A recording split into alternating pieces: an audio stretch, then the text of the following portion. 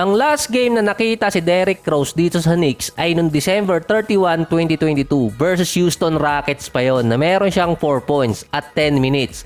After nun, hindi na ulit siya nakalaro para dito sa Knicks at wala namang reported injury tungkol dito kay Derrick Rose.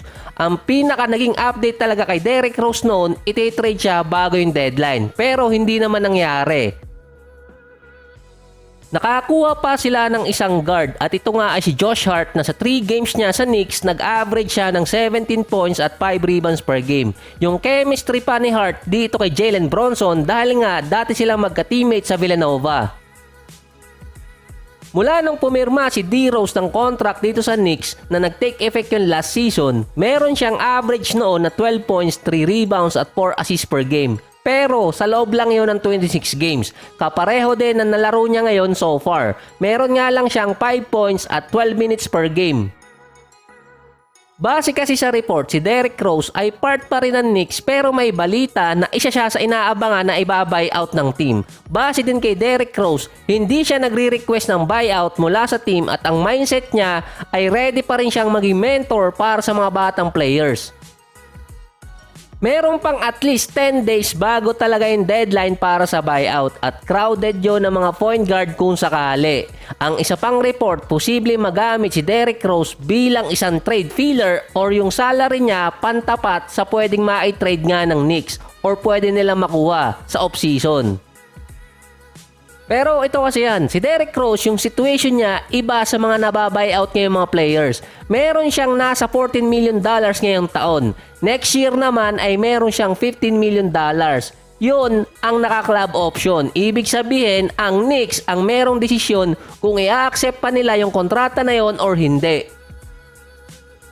Kaya mas makakatipid ang Knicks kung hindi nila ibabuyout si Derrick Rose at intayin na lang off-season at pwede pa siyang magamit pang trade. Sa ngayon, okay pa naman si D. Rose kahit hindi siya nakakapaglaro sa team. Mas okay din sa kanya ang maging good teammate at mentor. Si Kevin Love, tulad nung nai-report ni Sam Saranya, ay Miami Heat ang may target sa kanya at sa ngayon nag-verbal agreement siya sa Miami Heat na dun siya sasali. Kaya verbal agreement dahil hindi pa tapos ang waiver claim.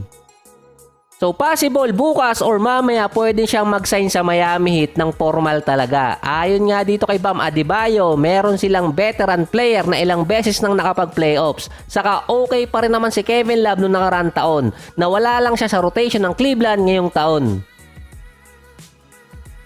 Si Kyle Lowry naman since February 4 ay hindi pa nakakapaglaro dahil sa kanyang knee injury. So sumasakit pa kasi yon. Base naman sa report, end of February makakabalik itong si Kyle Lowry sa lineup.